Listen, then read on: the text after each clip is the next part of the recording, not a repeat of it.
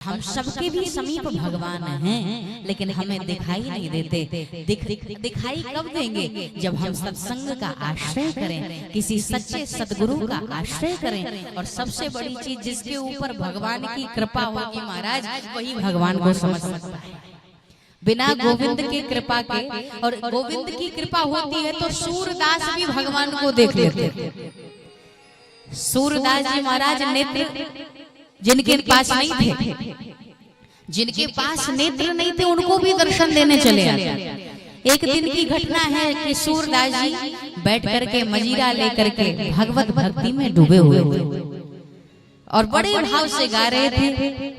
कह रहे थे, गोविंद को याद करते करते कह रहे थे, हे गोविंद हे गोपाल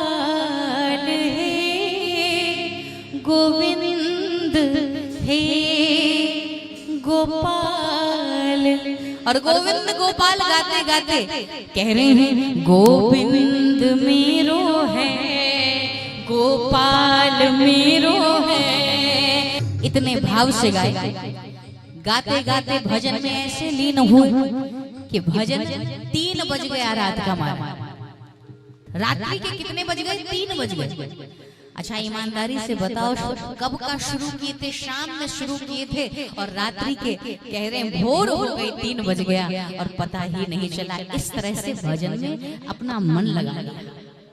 और हम लोग क्या करते हैं, पूरा दिन दुकान मकान के चक्कर में रहे तो ठीक, और मात्र 5-10 मिनट भगवान के पास हाथ जोड़ने जाना हो, आंखें बंद किया तो दुनिया भर की चीजें आ जाती।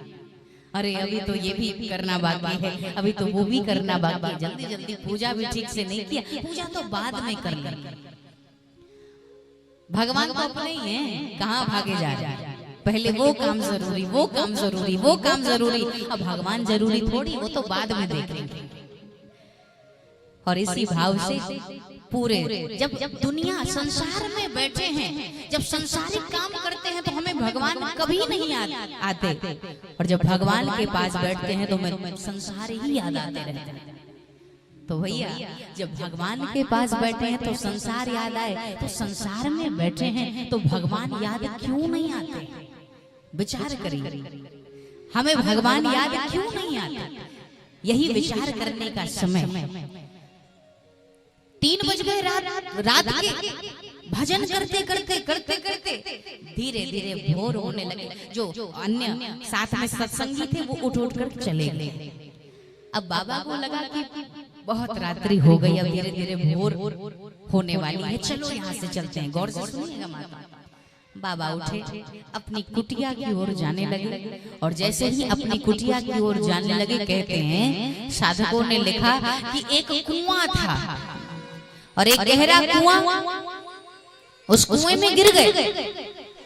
कुएं में गिर गए, और जब कुएं में गिरे तो बड़े परेशान हुए। कहते हैं अब भोर होनी शुरू, ब्रह्म बेला होनी शुरू हो गई है, और एक छोटा सा बच्चा जिसकी आवाज आ रही है, अरे बाबूजी जरा हाथ देना, मैं तुमको बाहर निकाल देता।